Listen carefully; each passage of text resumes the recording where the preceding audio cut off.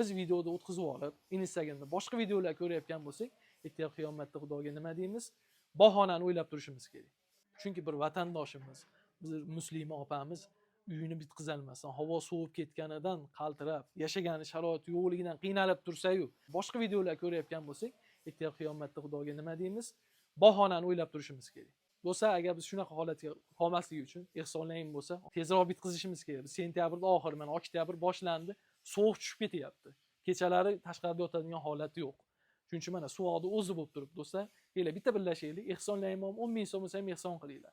100 kishi 10 mingdan tashlaydigan bo'lsa ham bitta uyimiz bitadi.